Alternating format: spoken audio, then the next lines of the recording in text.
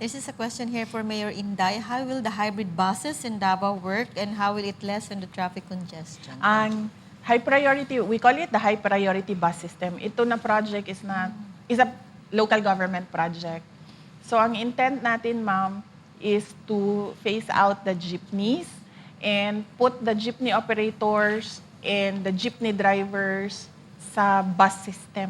So yung mga jeepney drivers na marunong mag-drive or can be trained to drive a bus, lumipat sila sa bus.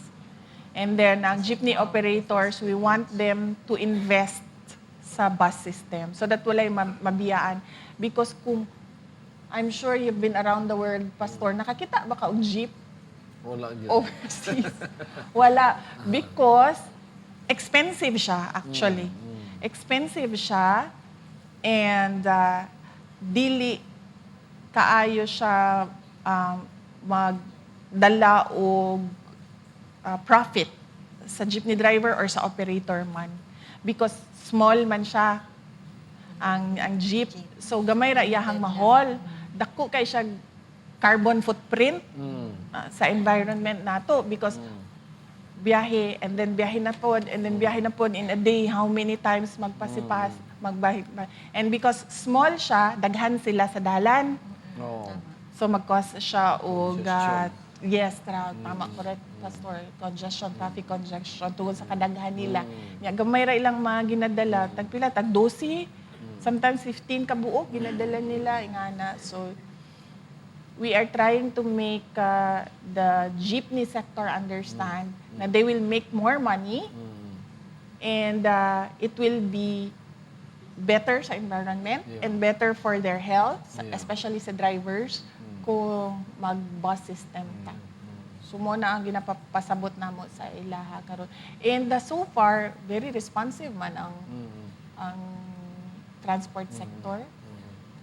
Ginatabangan punta sa kaning ato ang taxi sector. Ginatabangan punta nila na kumbensihon ang jeepney sector to shift.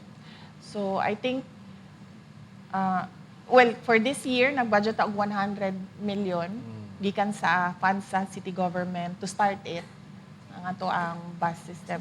What we want is a system na we see overseas, abroad, and the latest modern technology sa bus system. Kini nga bus system, Mayor, Davao City or pwede outside of Davao City? Yapon ang ruta? Ang HPBS nato is Davao City lang Davao siya. City. Naagihapon tayo mga provincial buses na musulod sa Davao City. Kasi also, ang isa sa effect na gina-expect nato na makita nato with a high priority bus system is that dili na kaayo magdala og private cars ang mga tao if they see na clean, effective, efficient ang public transport. Tama. So di na kayo na sila magdala og sakyanan. So lesser private cars on the road and there are no jeepneys on the road.